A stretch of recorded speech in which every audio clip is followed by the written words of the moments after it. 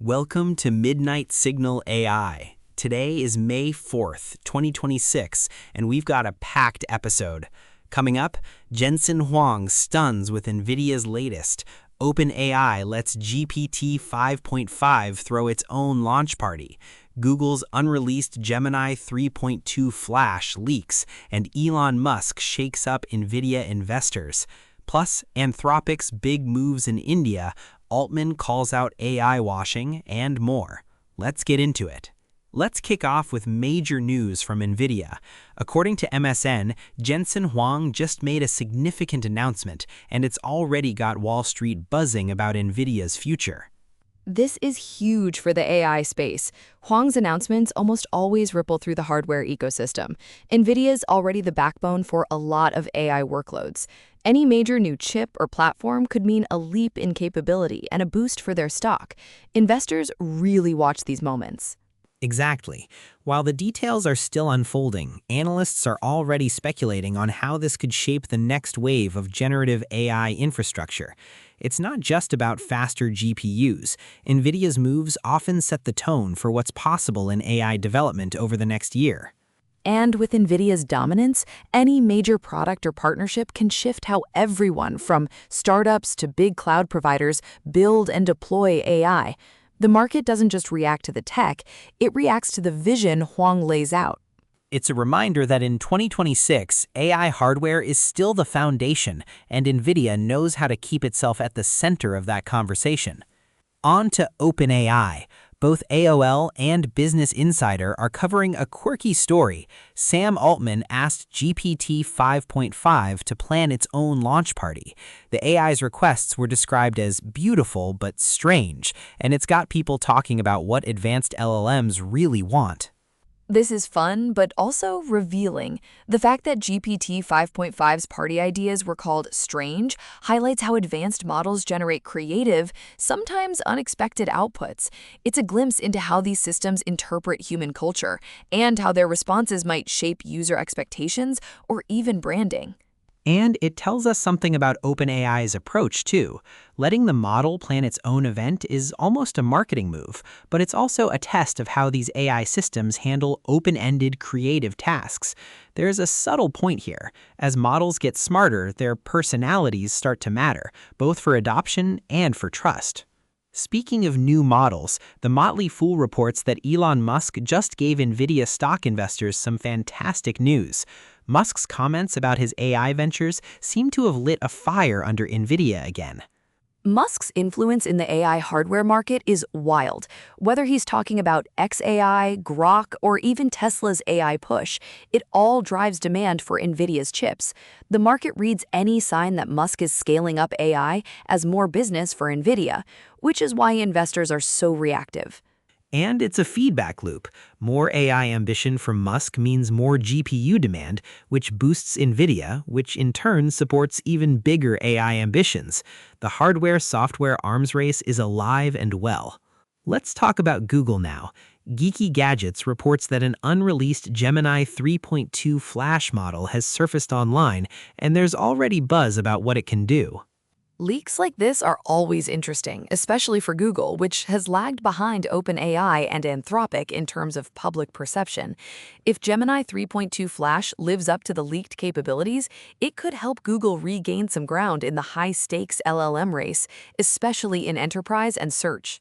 It also shows the competitive pressure. With OpenAI and others moving so fast, Google has to keep innovating, and sometimes those innovations leak before the official unveil. The stakes for who leads in foundational models have never been higher. Switching gears to Anthropic, MSN reports that CEO Dario Amodei is visiting India as the company plans its first office in Bengaluru. That's a strategic move for clouds makers. India's tech talent pool is massive, and setting up shop in Bangalore is a smart way for Anthropic to tap into both engineering and business development resources. It signals that global AI competition is heating up, not just in the US and Europe, but also in Asia as well. And it's a vote of confidence in India's role as a future AI hub. As more companies chase global scale, having a presence in India isn't just about talent, it's about being close to new markets and regulatory frameworks.